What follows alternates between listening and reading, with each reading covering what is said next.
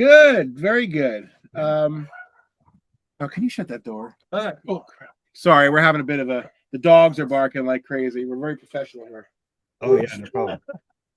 I think I met your dogs sort of quasi met them when we did the pet sounds thing, right?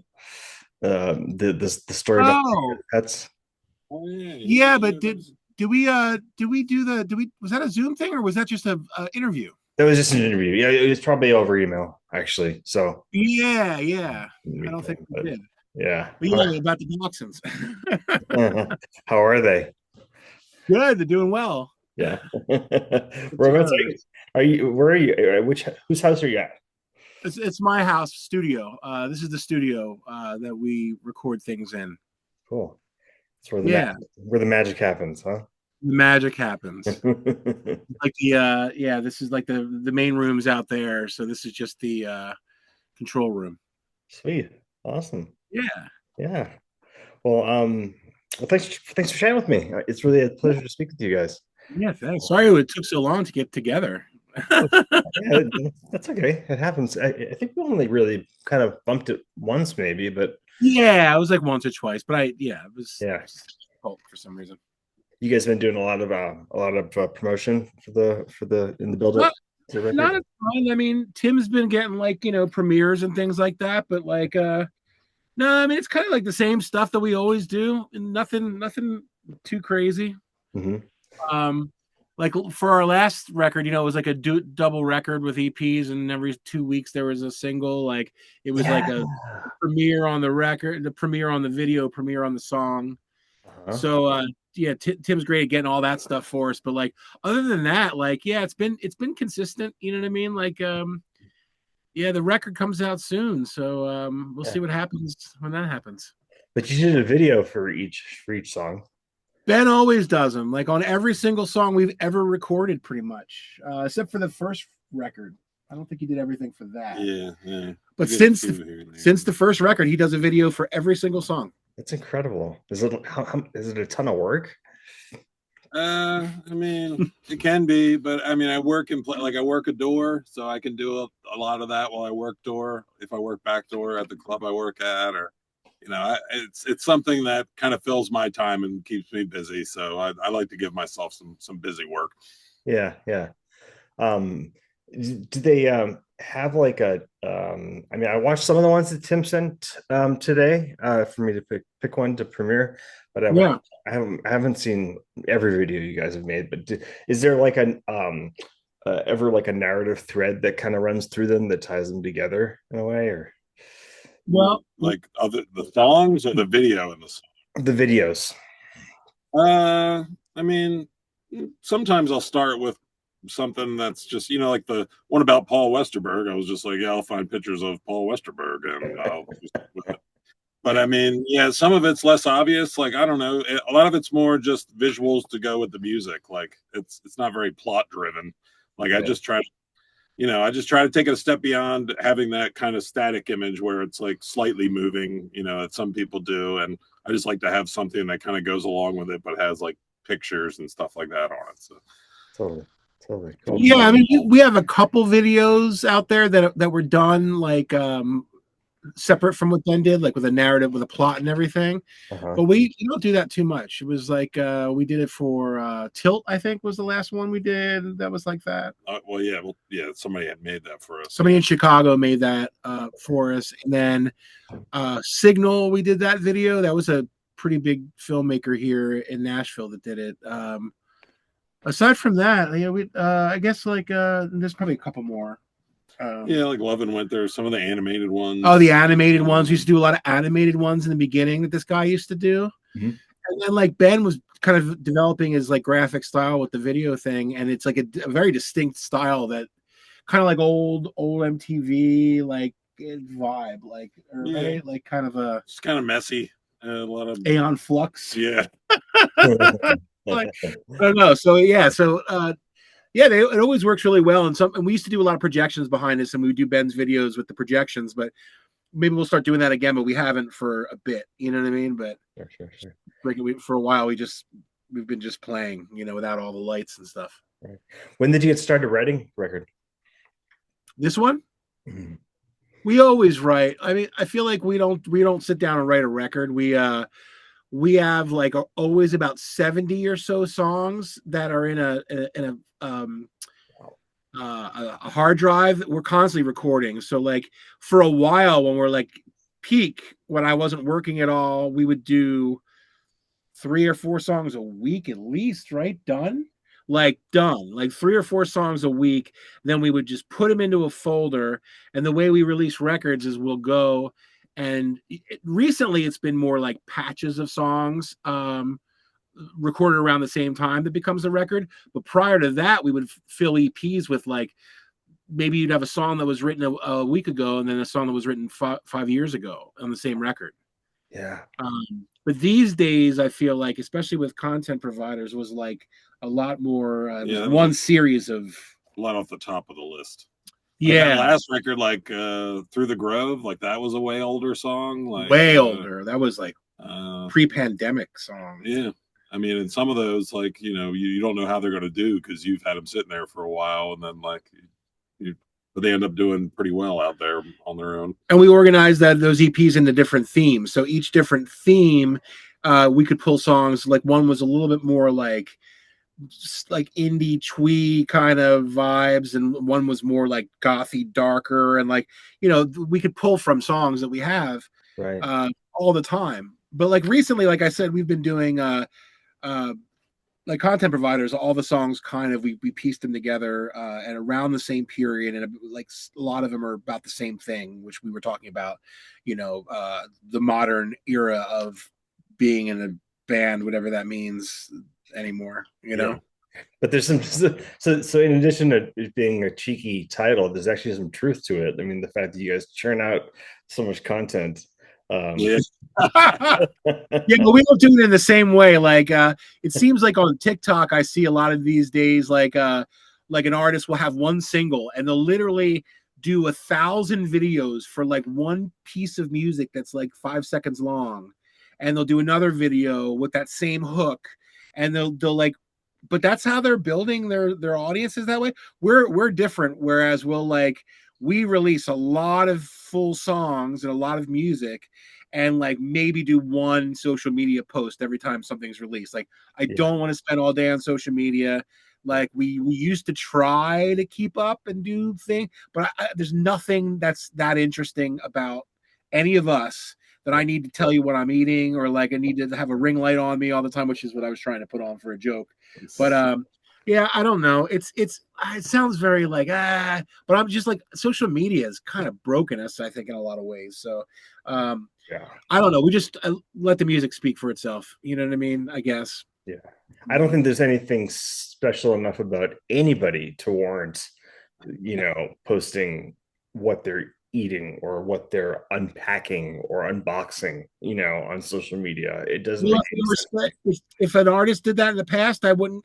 I like if David Bowie. He's behind you there. If David Bowie did that, and I would have been tired of David Bowie. Like I don't want to know everything about David Bowie. I like to know that there's mystery about people. Like I don't want to know. Like I don't want to know. Like I used to read a lot of music biographies and stuff because I wanted to get more insight to stuff, but like I don't want to know like what a person's doing every day. I don't care what they eat granola or like bacon. I just don't care. And that's what people are doing now. I mean, it's literally like everybody says you gotta tell them, gotta be like, this is what I do. This is it's silly. Yeah, and what's scary to that, just to get a little pop psychology, which I majored in, kidding, of course. It seems like younger people are so starving for instruction that they need somebody to tell them or show them how to do every little thing in life. And just make your own decision, just figure it out. Like make like the whole thing with critical thinking going out the window. It's like they have to see like every little.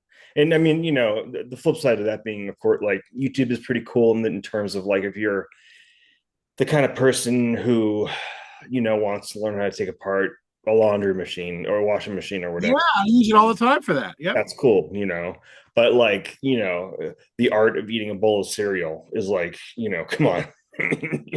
Well, what I don't understand is they tell everybody to do the exact same thing to get popular for these young artists, right? They're all doing the same thing. Nobody's getting popular and nobody's standing out. So like basically like the music sounds the same. I'm going to, you know, this conversation is probably going to be a little bit old man yelling at cloud just because of the nature of it. Hey. Like, you know, because we're talking about like how people release and get found out these days musically, right? So if everybody's doing the same thing, everybody's releasing the same sounds, I don't understand how that's going to benefit anybody individually. I thought that what we use, so when we were younger, what they tried to say is like try to sound different than everybody else because that's going to make you distinctive. Yep. I think it's still that way, but I don't think anybody's trying to do that. Right. Unless a band like Geese, like that's a band that's recently came out that I could reference that seems to be very different than a lot of other stuff, and it's working for them. It seems, you know. Yeah. Oh, don't worry about the whole old man thing because I don't use social media at all. I gave up fast food 20 years ago, and I gave up social media probably 10 years ago or so. I think we're gonna look back on it in 30 or 40 years as being our version of like cigarette smoking. Like it was just like this accepted social habit that was really bad for you, but everybody did it, and it, you know, served really no purpose in the end and just killed a lot of people.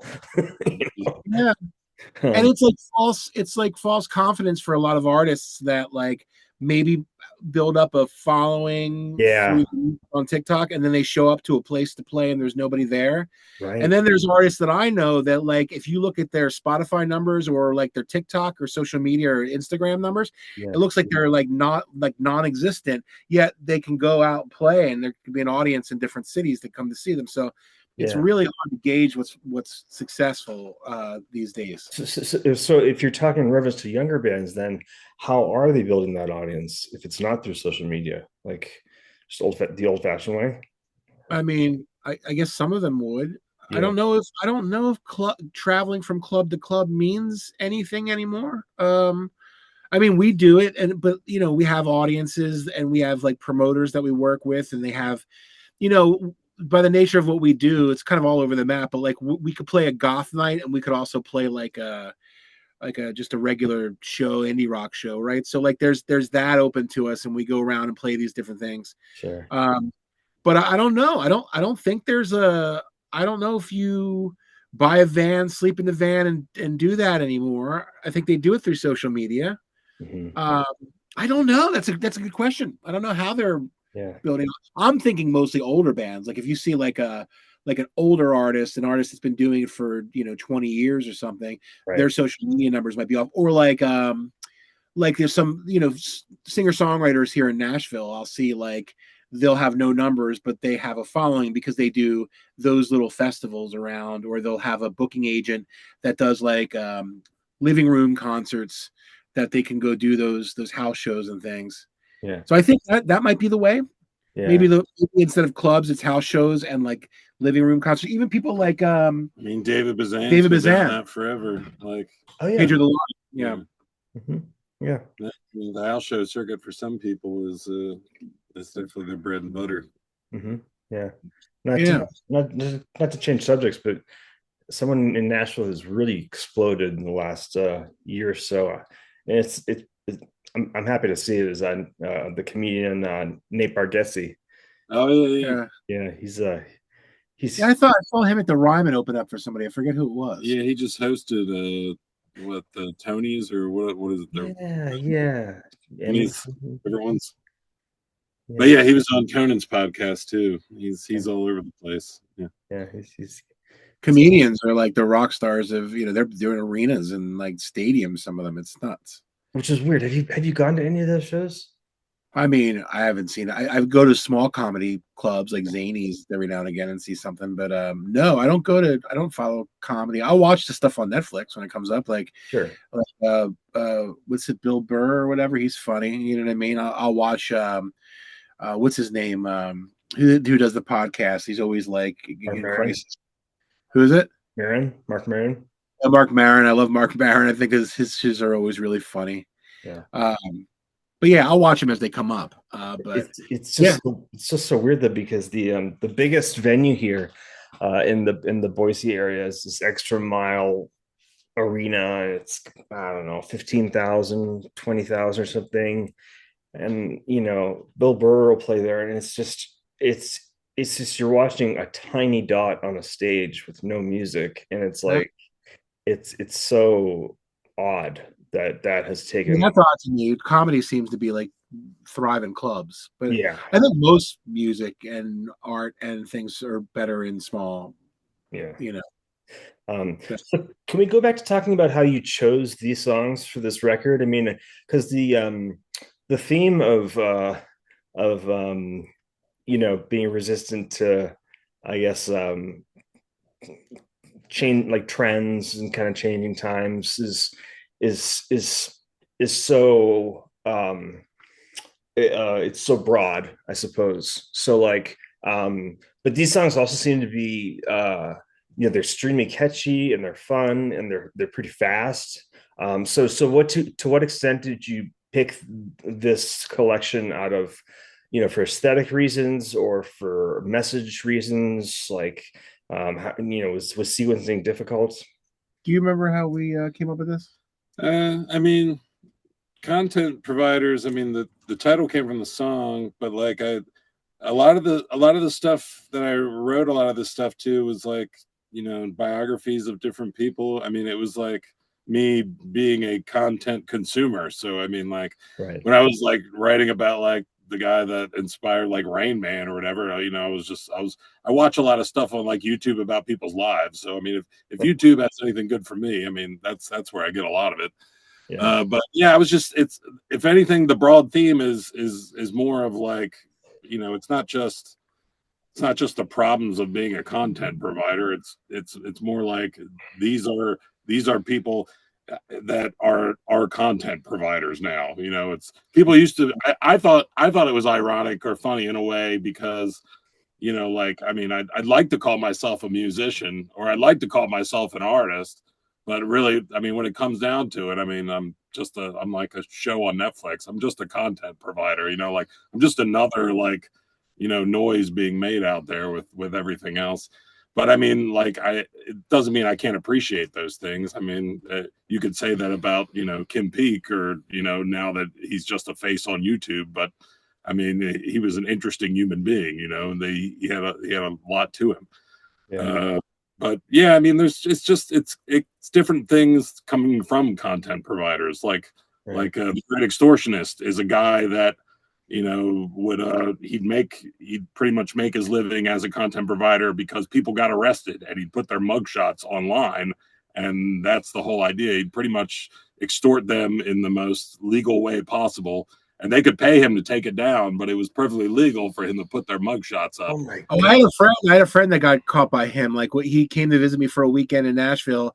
He got something put in his drink, like roofied in Lower Broadway, which is very common now, and ended up in jail. And he was here for a conference. He worked for a big fashion firm, and the mugshots go public in Tennessee. So this guy who's passed now, the Great Extortionist guy, would put this up on a website, and he would and put it on Instagram, and he would tag his companies that he worked for and is like anybody that he could get the guy in trouble. And then we'd say, hey, can you take this down? He'd go, give me $5,000 and I'll take it down. And so he would extort these people. And he became very popular here. He was when like mask issues were happening during the pandemic, he would go and report people that weren't. And then like he was just he would make money off of people's pain. And he ended up passing away. I don't know, like a year ago or so. He was a pretty young guy. I don't know what happened to him, but yeah, he was that's the Great Extortionist. It's true. He's a content provider in some way. Like people just are looking for Star Children. That's we watched one of those what is it called? Not Breaking the Band, but it was a VH1 where they bring bands back together. Remember that show back in the early and it was which one? Haircut 100. Haircut 100, who I just saw live actually recently. How they basically brought them back together, and when they first came out, they were making them out to be these like huge stars, and they made them miserable. They were like grooming them to be like pop idols, and it basically like broke the band, and that basically is very common in that time. So then that song's about that, or Last of the Holdouts is about maybe us a little bit autobiographical about us going around playing shows and trying to do this old school way of doing music in a time when you should just put a ring light on and like tell them what you're eating for breakfast, like we said earlier. Right. Yeah. Wow, that great extortionist, what a marvelous piece of shit that human being is, or was. Yeah, he was. No one was too sad when he had passed, that's for sure. I don't just think can't fathom doing that. And it's also such a timely album in terms of just the whole grifting culture is so huge. I mean, it's like everybody's on the grift. Yeah, it's like everything feels like a grift these days. And it is. I guess because we don't make things anymore, I suppose. Maybe cryptocurrency, like what was the thing where you do the online art that they would try to sell, like the NFTs, like that sounds like a grift to me. Oh my god, yeah, that's I don't know. It's a weird time. It's very weird. To dig into a couple more songs, can you tell me who this Michael is? Michael, You've Changed, and then Paul's Last Epistle, is that right? Yeah, that's about two rock stars. Yeah, I mean, Paul's Last Epistle is Paul Westerberg. It's like about that time. Oh, that's Paul Westerberg. Oh, yeah. So they did that reunion tour, and he wore the shirts that had the letters on it. So the chorus is what he was spelling out. So that's what he was telling people. That's like was his message through. I must whore my past. Yeah, he loves you, but he must whore. You're making him whore his past. Oh, but yeah, I thought that was interesting and funny that he did that. So I mean, that always stuck with me. So I always wanted to write a song with that in it. Like, and I love Paul Westerberg. So I mean, no hard feelings there. I'm glad he loves us, and I won't make him whore his past. I caught him at Bumbershoot when they were doing their reunion stuff, and it was one of their good shows. But then it didn't last all that long, right? Before they fell apart again. Yeah. It was, as far as I didn't even try to go see. I think he wanted to keep playing the hits. I think he was kind of done with playing the hits. I mean, he's making music the whole time, so he hasn't slowed down at all. So he's not that interested in. I mean, they were so young when they started that band. Like, I mean, you want to go back to when you're 15 or whatever again? I mean, it's not really true. It's not something you want to do later on in life. But and then Michael, You've Changed. I mean, it's basically about like In Excess, like. Okay. So Michael Hutchence, there was a point where he got in I don't know if you know his story, but he had gotten in a fight with a cab driver in Europe and he fell down and banged his head against the curb, and he couldn't taste or smell anymore. And so like a guy who like lived in a very sensual world now was like basically in a vacuum, and that kind of ended him in a weird way. Like after that, it was just downhill for him. I know that. Yeah. So that's what that song's loosely about. Yeah. So a lot of it's like themes of his songs kind of being pointed back at him. I mean, even just Michael, You've Changed. I mean, he said, don't change. He said, don't change. Yeah. But, just, little stuff like that. I mean, a lot of it's just, fun with musicians and lives that I've kind of learned about and love. So, I mean, like, I hope no one takes it any weird way. I mean, they're all people I really enjoy. I just kind of threw myself in different spots, as Paul Westerberg or as a friend of Michael's or, something like that, just to get a perspective on it. So when he fell down, did he like catch COVID on the way? Like, no.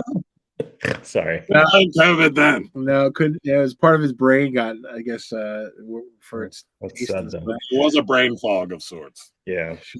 It always strikes me that you guys have like a key ingredient that, like, in each of your songs, that makes it a Palm Ghost song. Like nice. It's a certain. I don't know if I want to say flippancy or like kind of a grin, maybe. But I mean, there's a little bit of that. Yeah.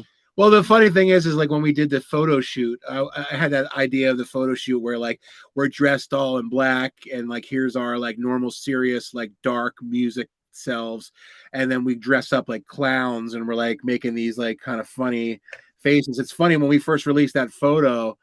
The reason I got that is I like Fontaine's DC, and actually I think their last record is my favorite of their records. But they definitely got a stylist on that last record. They were like these just dudes in hoodies from like Dublin, and all of a sudden they're wearing these crazy glasses, and it just reminded me of oh, the band got a stylist and a major label, and now but they released a record that was really great. It's my favorite record of theirs. But that's where the idea came. I'm like, well, let's do this thing where we're taking pictures of ourselves as in street clothes, dressed up as clowns in a way, like rock clowns on the other side posing with the camera in the middle. And that was the whole A and B side thing on the vinyl. There'll be a picture of him holding an A balloon, and on the other side it's just a little B. But it's just that whole idea of this is us taking an image of a picture of us acting like this, and it's just kind of funny. But when we did release that picture, people I think a few people were like, "Oh no, what's going on?" Well, I don't want to be accused of taking us too seriously. Yeah, sure. Yeah, that's the thing too. A lot of our stuff was dark on the dark side of music for a long time, but but we'd always have a few songs in there that would break it up or whatever. Didn't really, not too precious to try to be let's be part of this dark post-punk goth scene where everything is the same sound, or you know what I mean? I think we just always kind of throw it out there, and it's a whatever vehicle for that idea is, it's what it is, and a lot of people say it sounds like a specific era of music, culmination of stuff, but it's not intentional. Is what I'm trying to say, and we're not afraid to poke fun. I think always poking fun, I think it's important to do. But you also want to keep it kind of, to an extent, I don't know, light or entertaining is the right word. Maybe just fun for yourself, for your own enjoyment, because otherwise, we couldn't keep. We did that, Lifeboat Candidate record. If we made 5 of those, I think that would be horrible, because just dark all the time. You know what I mean? I just couldn't do that. And I like writing about whatever, and I like that. If I do bring a song about Rain Man or something, Joe's not like, that's not cool. Can't write a song about Rain Man. No, I think that's great. No, I mean it's cool that whatever piques my interest or whatever I end up sitting down staring at for a long time, I feel comfortable just writing about whatever. So. And the thing about that song I like is the way it ended up production wise with everything. It sounds like a 70s theme song, it has this the end of a song before, right at the end of the credits before the sitcom begins. It has that vibe to me, and I was like, that's really funny. And it's I didn't know what people would think of it. And while we were sending out the record before it came out to friends and different people that we know who we like their opinion on stuff, they were all emphatically into that song or into the record. They're like, oh, this is it's so hooky, or it's whatever. So I'm glad they liked it, because that could have been a misstep. Who knows? I'll let you know. It's also a situation too, wouldn't you say, that the world has gotten so dark that if you use your free time and you're making art and you turn in a dark direction with that as well.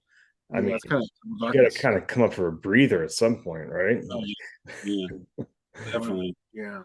I mean, I felt that there was a time in my life when I just tried to write about what was going on in my life, when I was younger, and that became a dark hole. I mean, I eventually anything you stare at too long, you can kind of milk it dry. There's, if staring at the political climate or, how people are reacting. I mean, you may have said enough in the first couple songs you wrote about it, you don't need to keep beating a dead horse with it. But I mean, I don't know, you try to stay timely too. So, I mean, there are things that come up and things you end up repeating. And, but yeah, I mean, I don't know. The main thing is I don't know. I treat it like method acting a lot. When I'm writing stuff, it's a character study. It's fun to go in other people's skins. It's fun to look at situations from different point of views and try to see what you can come up with. So I'm fair to say that you're the Daniel Day-Lewis of indie rock, right? Yeah. Well, we have a song about Daniel Day-Lewis on the last. I wrote a something about Daniel. The last was that on the last. I like method acting about method actors too. I don't know how meta that is exactly. No, we didn't release it. Oh, it got cut. But the Daniel Day-Lewis song will make it. It'll make it eventually sometime when we do our record about all actors. When do you have you gotten to the point making a record where, like, pretty deep into the process you realize that a couple songs are about the same thing or they're too similar, and you're like, shit, we got to pull one of these, and I feel like you can find a connection to whatever you want. I think I don't think when Ben writes lyrics, I don't think it's like a story based a lot of times, like strictly like Nashville story based songwriting or whatever. But so you can kind of take those songs and imply a theme that might work with another song. Yeah. Oftentimes. Okay. But no, I think what we do is when we decide, like, what's this one going to be about, we find the songs that we've done, or write a song based on the theme, because I think we did discuss the theme and before all the songs were picked on that one. Yeah, there were a lot of songs, and some of them we had in there that we took out. But yeah, I mean, the theme is just presents itself. Yeah, you kind of presents itself, and you kind of stretch it over yourself. Like, I mean, the content providers, I think, was just like, it was kind of a way to bring it all together, but I don't think it was very obvious when looking at that lump of songs necessarily. Sure. Okay. But if you connect them by theme now, by what they're about, they do all kind of work as, as content provider, I'm wondering, like, obviously we're all living in a changing world and all that, and everything's changing so fast, but specifically in Nashville, I've actually never been, but I've heard that it's radically changed in terms of just money pouring in, and it's really gotten gentrified. And I'm wondering if that too kind of played a role in you feeling like having to keep up with things, and then also sort of maybe pushing back against some of the gentrification, did that kind of work its way into the album as well? I mean, we are so disconnected from what Nashville is. I could be living in South Dakota here. I mean, literally, like, I basically, like, go to work, I come here to the studio, record, like, hang out, and, like, we know some bands that we have a kinship with, but, like, Nashville as a whole, it's just gotten more expensive in my mind. Like, things are more expensive, but I think that's everywhere in a way. Yeah. Yeah. I don't know. I don't. Do you feel connected to, like, do you live in Nashville or anything? Yeah. I mean, same thing. Like, I work a lot just to afford to sit in my room and record. So, I mean, like, when we first met 10 years ago, I met Ben the first weekend I moved to Nashville, and I moved here from Philadelphia, and he moved from Baltimore area. And it was very different here. It was like it was like a lot of creative people that all moved to town around the same time. Yeah. We met a lot of people quickly. We would go out all the time, meet these people, and do it. And I assume that still happens. I don't know, but we've all those people kind of hung out for a long period of time, and we're all in our same orbit still, but everybody kind of got serious about whatever the thing they were doing, and what our thing was. We started doing this, and, like, we get focused on this and go playing shows out of town and stuff. It's kind of funny that a band that sounds like us is from Nashville. So that might be like the story of the funny twist on it, is like this band that sounds like they might be from England are, like, from Nashville, and we're not even from Nashville really, but, like, we live here. Sure. But I don't know. I feel like now I don't really have a connection to what's happening in Nashville, or, like, what bands are big from Nashville, because it's so different from what we do that it's not even part of it. I mean, we go the 5 Spot where Ben works, like, is a cool venue in East Nashville where we live, and when friends play there, we'll go out and see that, or, like, he's always seeing new bands, and yeah, and that's where we mostly play when we play in town. Yeah, I mean, I feel like I'm more part of a group that's going to be the next to be moved out of Nashville. Yeah, like, just because it's such a money-making tourist town now. I mean, everything around me is eventually going to be developed, and where I live is, like, not really going to be feasible for me anymore. Yeah, and then we go somewhere else. But I feel like I feel more of a kinship with like people in like Milwaukee than I do in Nashville. Like we played in Milwaukee. We have lots of friends there, and and stuff like that. I feel like more of a connection to people in Ohio or than here. I mean, there's certain people here, you know what I mean? But back in Philadelphia, we had a lot of friends. Yeah, Nashville's just it's always been a cool place to create and be around a bunch of other people doing creative stuff. But like I said, it's still happening that way, and it still is that way. But it's so commercial and it's so expensive, and it wants to be LA so badly that you go out for one night and it's $200 for whatever you're trying to do, and you end up hanging out at your house and having people come over to your house and and just play shows. I don't know. It's weird. It's weird. I always find it strange that when a city gets big like that and gets more wealth pouring into it, it actually inevitably loses its identity and character in the process rather than getting it strengthened. Because I mean, like, from what I gather, country music that's coming out of Nashville is not country music anymore. It's just pop, even more hip hop and pop combined with a country sort of it's almost like how people create an identity for themselves, but they don't really believe in what they call themselves. You know what I mean? It's just sort of like something to be and something to say you are, like you're a Christian who doesn't go to church, or you're like, you're whatever. But it just seems odd. So you want to know Nashville in like a very simple idea. They got rid of all the dive bars that were in Nashville that we used to go to all the time that were just cheapy dive bars, and they built new bars to look like dive bars. Oh, God. So they literally built these new bars, designed them and created them to look like some Midwestern dive bar. They took old parts from old dive bars. So basically you're replacing a real dive bar with character with basically a movie set. And that's basically the town we live in. Man, just talk about like stripping creativity and of its essence, or just like training it. Well, we've got just a couple minutes left here before the time runs out. But I wanted to say, I don't know if you ever worked with Steve Albini, but I think he really would have loved this record. Do you think it's a little poppy for Steve, though, isn't it?